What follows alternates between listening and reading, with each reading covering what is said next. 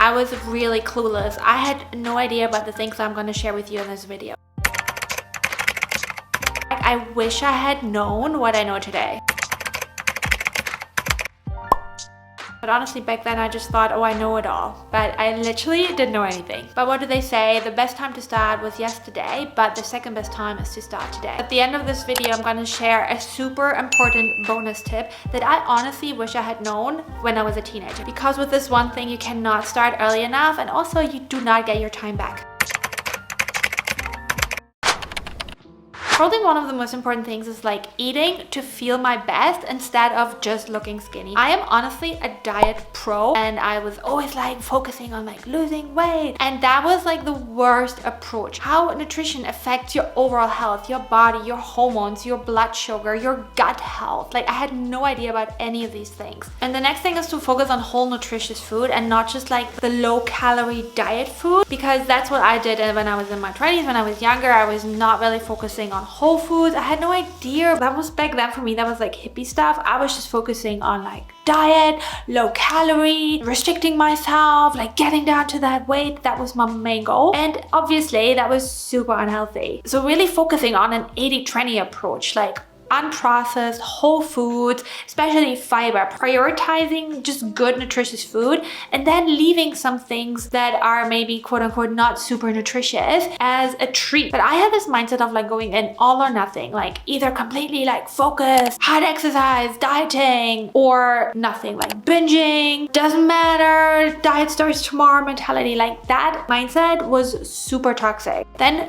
prioritizing gut health, like really understanding that your gut is so important. Like your gut bacteria need food, they need fiber, and the healthier your gut is, the more diverse your gut is, the better you're gonna feel, the better your brain health is, your hormonal health, your blood sugar balancing, your weight. Everything is really determined by the quality of your gut health. Definitely avoid quick fix diets, because I was the queen of that and it never works. You will always put the weight back on and then you just like be stuck in yo-yo dieting forever. Instead, really approach this as a lifestyle. Like the way you're eating is for the rest of your life. It's not a temporary solution. Your brain will come in and will tell you, oh, let's just do this a little bit stricter, get those kilos down quicker. But it never works. You really want to make sure you take your time. Start to be mindful of portion sizes and listen to your hunger and fullness cues. Especially when you come from dieting background, you probably screwed up those hunger and fullness cues. That definitely happened to me. So I was completely not in touch with that anymore. Take your time to eat, not have like a lot of distractions, and really understanding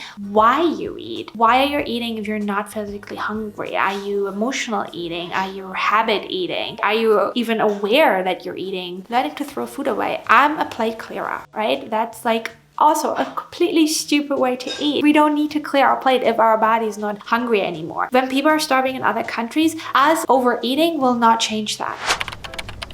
The next thing is movement, and understanding that exercise is a way for you to take good care of yourself, to show your body love, and not see this as punishment or a way to burn calories, because that's how I used to see exercise when I was younger. I was like punishing myself. I hated exercise because the only reason why I exercised was to be thin. It wasn't to make me feel good. It wasn't to like be healthy, to feel active, to take good care of my body. It was none of these. I had a really horrible, toxic relationship with exercise, and choosing an exercise that you actually enjoy and not do something because other people are doing that. And the second thing is to go for walks. I never went for walks. Going for walks was not a thing when I was younger, and just understanding how important it is to just go for a walk, because that all or nothing mindset comes in. It's like, oh, going for a walk is not going to do a difference. I need to go for a run at least. And then you don't want to go for a run, and then you don't do anything. So understanding that the minimum is still better than nothing. Prioritizing strength training. Strength training for me was something that gym bros did, and I did not want to do that. Especially when you get a little bit older, it's so important that you are strong. Good protein that you will need in order to build muscle. Really make sure that you have a good amount of cardio exercise, which is important for you, and then also strength training.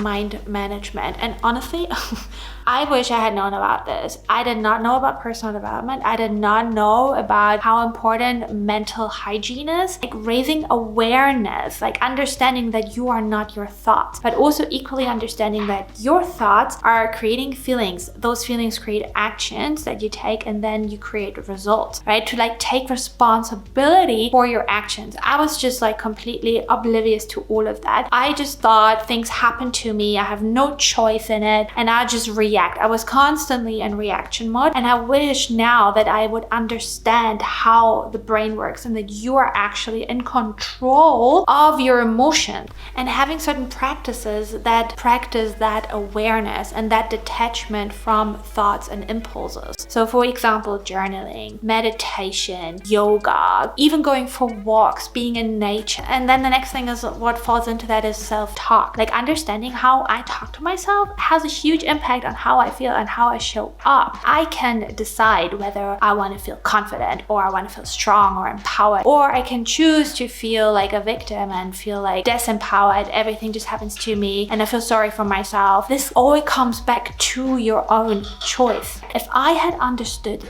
that concept, I think I would be a completely different level. I had no idea about goal setting. I had no idea about intention setting. I started the week and I was just like, whatever happens, happens. I had no idea about, okay, what is actually my focus for this week? What is my goal for this week? What is my goal for this month? What is my goal for this year? Every year just happened. And by the end of every year, I was like, oh, well, that was kind of like, I didn't really focus on a specific goal that I was excited to achieve. Sleep was not important to me. I had this idea of you can sleep when you're dead. Like that's like such a horrible and toxic and unhealthy way to think about it. But I was just like, who cares about sleep? First of all, it has a huge impact on your overall health. Sleep has a real impact on your cells, on your aging, on whether or not you might develop certain diseases in the future if you really have a lack of sleep all the time. What really made a huge change for me was to just get to bed earlier. I was not someone who went to bed early. I really think having a good routine, and honestly it doesn't have to be like complicated. Don't do like what all these like crazy wellness influencers do and have like 3 hours of morning routine. No one needs that. Like 20 minutes, half an hour is enough. You just need something, whether that is a mindfulness practice, whether that is some stretching, whether that is a movement in the morning, whether that is just having like a nice skincare routine. I did not have any of this when I was younger. I didn't care. I slept in, I got up, I had some sort of horrible breakfast, probably cereal or some stuff. I just wish back then I had someone who would have told me, because I just had no clue. Okay, and now my bonus tip, which is skincare. Honestly, skincare is so important, especially using SPF, like suntan lotion. I wish I had started that when I was a teenager, because I thought, oh, I live in like Northern Europe, it doesn't really matter. It matters. It really matters. It makes your age much quicker. It gives you wrinkles, and it's also really dangerous when it comes to like skin cancer, right? Especially if you're a bit more pale like me. You have to use SPF and generally take good care of your skin. But honestly, it's never too late to start, whether it's exercising regularly, eating a balanced diet, drinking enough water, having some sort of sleep hygiene routine that you get more sleep in.